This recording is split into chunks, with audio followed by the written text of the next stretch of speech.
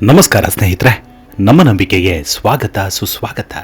ಸ್ನೇಹಿತರೆ, ಕೊರೋನಾ ಮಹಾಮಾರಿ ಈ ಹೆಸರು ಕೇಳಿದಾಕ್ಷಣ ಒಬ್ಬರ ತಲೆಯೊಳಗೆ ಭೀಕರತೆ ಆವರಿಸಿದ್ರೆ ಮತ್ತೊಬ್ಬರ ತಲೆಯೊಳಗೆ ಆ ಕಷ್ಟದ ದಿನಗಳು ಆವರಿಸಿಕೊಳ್ಳುತ್ತೆ.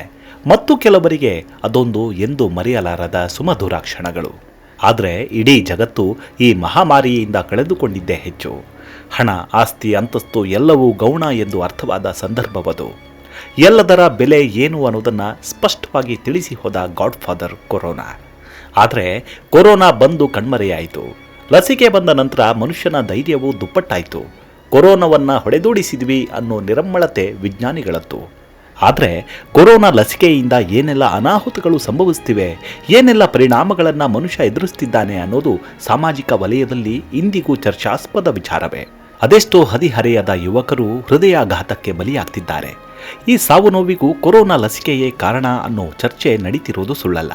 ಆದರೆ ಮತ್ತೊಂದು ಆತಂಕಕಾರಿ ವಿಚಾರ ಅಂದರೆ ಕೊರೋನಾ ಲಸಿಕೆಯಿಂದ ಪುರುಷರಲ್ಲಿ ನಪುಂಸಕತ್ವ ಹೆಚ್ಚಾಗಿ ಕಾಡುತ್ತಿದೆ ಅನ್ನೋ ಆತಂಕಕಾರಿ ವಿಚಾರವೇ ಇದೀಗ ನಾಗರಿಕ ವಲಯದಲ್ಲಿ ಹರಿದಾಡ್ತಿದೆ. ಅಷ್ಟಕ್ಕೂ ಏನದು ವಿಚಾರ? ನಪುಂಸಕತ್ವದ ತೀವ್ರತೆ ಅಧಿಕವಾಗಿದ್ಯಾ? ಈ ಎಲ್ಲ ವಿಚಾರಗಳನ್ನು ಈ ಸಂಚಿಕೆಯಲ್ಲಿ ಹೇಳ್ತಾ ಹೋಗ್ತೀನಿ. ಅದಕ್ಕೂ ಮುನ್ನ ನಮ್ಮ ನಂಬಿಕೆಗೆ ನಿಮ್ಮ ಬೆಂಬಲವಿರಲಿ. ಎಲ್ಲ ವಿಧದ ತ್ವಚೆಯ ಸಮಸ್ಯೆಗಳಿಗೆ ಧೀಮಹಿ ಪ್ರಾಡಕ್ಟ್ ರಾಮಬಾಣದಂತೆ ಕೆಲಸ ಮಾಡುತ್ತೆ. ಕೇವಲ 3 ದಿನದಲ್ಲೇ ವ್ಯತ್ಯಾಸ ನೋಡ್ತೀರಾ. ಯಾವುದೇ ಅಡ್ಡ ಪರಿಣಾಮಗಳಿಲ್ಲ. ಕೆಮಿಕಲ್ ರಹಿತವಾದ 16 ನೈಸರ್ಗಿಕ ಪದಾರ್ಥಗಳ ಮಿಶ್ರಣದಿಂದ ತಯಾರಾದ 100% ಆರ್ಗ್ಯಾನಿಕ್ ಧೀಮಹಿ ಪ್ರಾಡಕ್ಟ್. ಹೆಚ್ಚಿನ ಮಾಹಿತಿಗಾಗಿ ಕೆಳಕಂಡ ದೂರವಾಣಿಗೆ ಸಂಪರ್ಕಿಸಿ. ಕೊರೋನಾ ಲಸಿಕೆಯಿಂದ ಸೈಡ್ ಎಫೆಕ್ಟ್. ಸ್ನೇಹಿತರೆ, ಕೊರೋನಾ ವಿರುದ್ಧದ ಯುದ್ಧದಲ್ಲಿ ಇಡೀ ಜಗತ್ತಿಗೆ ದೊರೆತ ದೊಡ್ಡ ಅಸ್ತ್ರವೇ ಲಸಿಕೆ. ಕೋವಿಶೀಲ್ಡ್, ಕೋವ್ಯಾಕ್ಸಿನ್ ಹೀಗೆ 2 ಲಸಿಕೆಗಳಿಗೆ ಮಾತ್ರ ಅನುಮತಿ ದೊರಕಿತ್ತು. ಈ ಲಸಿಕೆಗಳು ತುರ್ತು ಬಳಕೆಗೆ ಮಾತ್ರವೇ ಯೋಗ್ಯವಾಗಿದ್ದು, ಲಸಿಕೆಗಳ ಕುರಿತಾದ ಸಂಶೋಧನೆ ಇನ್ನೂ ಮುಂದುವರೆದಿದೆ. ಅದು ಅಲ್ಲದೆ ಯಾವುದೇ ಸೈಡ್ ಎಫೆಕ್ಟ್ ಇಲ್ಲದ ಲಸಿಕೆ ತಯಾರಾಗಲು ಹಲವಾರು ವರ್ಷಗಳ ಅಗತ್ಯವಿದೆ ಅಂತ ವಿಜ್ಞಾನಿಗಳೇ ಓಪನ್ ಸ್ಟೇಟ್ಮೆಂಟ್ ಕೊಟ್ಟುಬಿಟ್ಟಿದ್ದಾರೆ. ವೈರಸ್ ಅಥವಾ ಬ್ಯಾಕ್ಟೀರಿಯಾದಿಂದ ಉಂಟಾಗುವ ಹಾನಿಯನ್ನು ತಡೆಗಟ್ಟಲು ಲಸಿಕೆಗಳು ಪರಿಣಾಮಕಾರಿಯಾಗಿ ಕೆಲಸ ಮಾಡ್ತವೆ.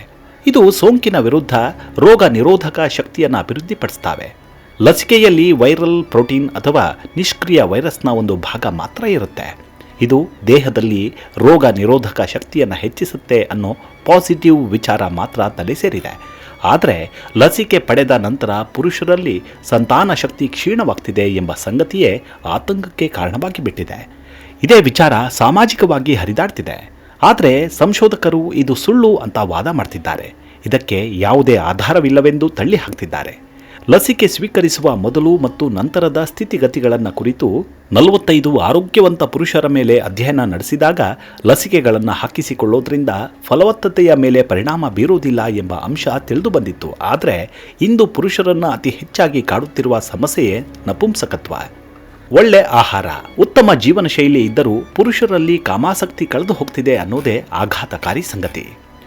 ಕೋವಿಡ್-19 mRNA ಲಸಿಕೆಯ 2 ಪ್ರಮಾಣಗಳ ಮೊದಲು ಮತ್ತು ನಂತರ ವೀರ್ಯ ನಿಯಾಂತಕಗಳ ಈ ಅಧ್ಯಯನದಲ್ಲಿ ಆರೋಗ್ಯವಂತ ಪುರುಷ ಈ ಸಣ್ಣ ಸಮೂಹದಲ್ಲಿ ಯಾವುದೇ ವೀರ್ಯ ನಿಯಾಂತಕದಲ್ಲಿ ಗಮನಾರ್ಹ ಇಳಿಕೆ ಕಂಡುಬಂದಿಲ್ಲ.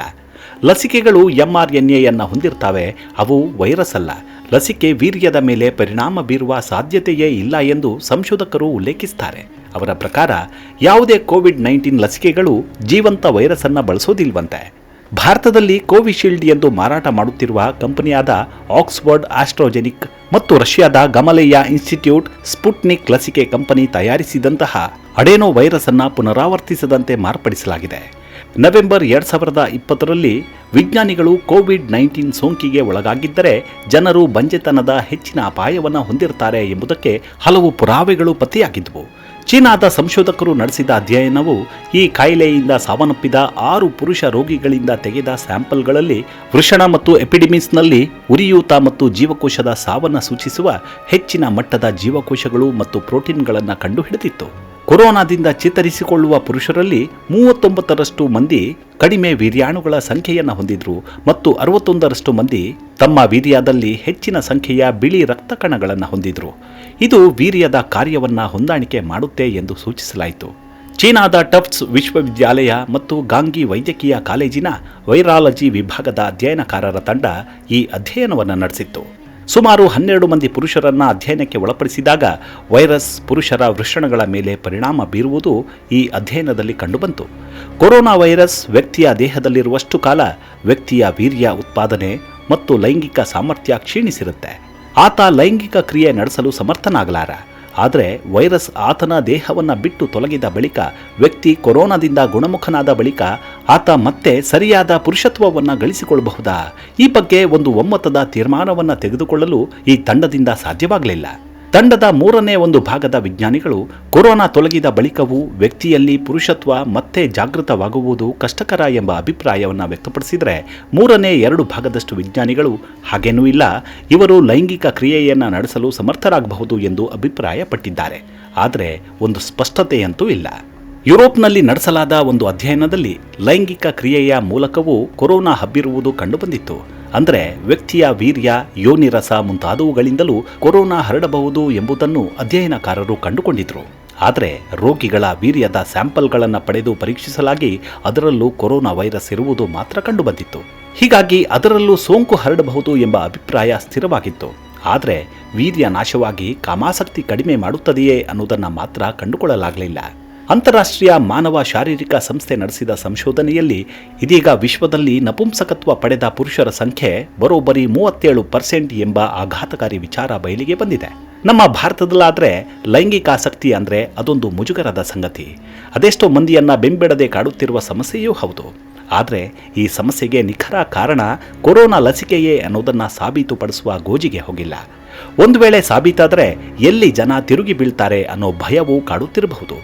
ದೇಹ ಮತ್ತು ಮಾನಸಿಕ ಸ್ಥಿತಿಗತಿ ಚೆನ್ನಾಗಿದ್ದರೂ ಯಾಕಾಗಿ ನಪುಂಸಕತ್ವ ಆವರಿಸಿಕೊಳ್ತಿದೆ ಅನ್ನೋದನ್ನು ಹೇಳುವವರಾದರೂ ಯಾರು?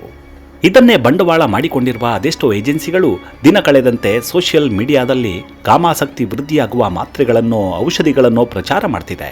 ಆದರೆ ಇದರಲ್ಲಿ ಸ್ಟೆರಾಯ್ಡ್ ಬಳಕೆ ಹೆಚ್ಚಾಗಿರುತ್ತೆ ಅನ್ನೋದು ಕೂಡ ಆತಂಕಕಾರಿಯೇ. ಒಂದು ಸಮಸ್ಯೆಗೆ ಪರಿಹಾರ ಕಂಡುಕೊಳ್ಳೋದಕ್ಕೆ 10 ಕಾಯಿಲೆಗಳಿಗೆ ತುತ್ತಾಗುವಂತಾಗಿದೆ ಸದ್ಯದ ಪರಿಸ್ಥಿತಿ. ಇಂತಹ ಔಷಧಿಗಳು ನೇರವಾಗಿ ನರಮಂಡಲದ ಮೇಲೆಯೇ ಪರಿಣಾಮ ಬೀರುವುದು ಮಾತ್ರವಲ್ಲ, ನಪುಂಸಕತ್ವವನ್ನು ಶಾಶ್ವತವಾಗಿಸುವಷ್ಟು ಪ್ರಬಲವಾಗಿರುತ್ತವೆ. ಆದರೆ ಈ ಎಲ್ಲ ಸಮಸ್ಯೆಗಳು ಹುಟ್ಟಿಕೊಂಡಿದ್ದು ಎಲ್ಲಿಂದ ಅನ್ನೋದನ್ನು ಒಮ್ಮೆ ಯೋಚಿಸಿ. ಯಾವಾಗ ಮನುಷ್ಯ ದೈಹಿಕ ಬಲ ಕಳೆದುಕೊಳ್ಳುತ್ತಾನೋ ವಿಕೃತಿ ತಾನಾಗೇ ಆತನನ್ನು ಆವರಿಸಿಕೊಂಡು ಬಿಡುತ್ತೆ. ಲೈಂಗಿಕ ತೃಪ್ತಿ ಅನುಭವಿಸದವನು ಸೈಕೋನಂತೆ ಬದಲಾಗ್ತಿದ್ದಾನೆ.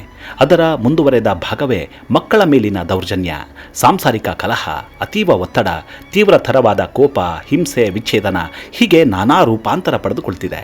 ಸೋಷಿಯಲ್ ಮೀಡಿಯಾದಲ್ಲಿ ನಡೆಯುತ್ತಿರುವ ಟಾಪ್ ಟ್ರೆಂಡಿಂಗ್ ವಿಚಾರಗಳಲ್ಲಿ ಇದೇ ವಿಚಾರ ಮುನ್ನೆಲೆಯಲ್ಲಿದೆ. ಅಂತೂ ಮನುಷ್ಯನ ಅವನತಿಯನ್ನು ಮನುಷ್ಯನೇ ನಿರ್ಮಿಸಿಕೊಳ್ತಿದ್ದಾನೆ. ದೇವರ ಹೆಸರು ಕೇವಲ ನೆಪ ಮಾತ್ರಕ್ಕಷ್ಟೇ ಎನ್ನುವಂತಾಗಿರೋದು ಸುಳ್ಳಲ್ಲ. ಗುಡಿ ಗೋಪುರಗಳನ್ನು, ದೇವಾಲಯಗಳನ್ನು ಸುತ್ತಿದರೇನು ಬಂತು, ಮಾನಸಿಕ ಶಾಂತಿ ಸಿಗದ ಹೊರತು ಎಂಬಂತಾಗಿದೆ ಸದ್ಯದ ಪರಿಸ್ಥಿತಿ. ಈ ಬಗ್ಗೆ ನಿಮ್ಮ ಅಭಿಪ್ರಾಯವೇನು? ಕಮೆಂಟ್ ಮಾಡಿ ತಿಳಿಸಿ. ಮುಂದಿನ ಸಂಚಿಕೆಯಲ್ಲಿ ಮತ್ತೆ ಸಿಗೋಣ. ಅಲ್ಲಿವರೆಗೂ ನಿಮ್ಮ ಆರೋಗ್ಯದ ಕಡೆ ಗಮನವಿರಲಿ. Take care. ನಮಸ್ಕಾರ.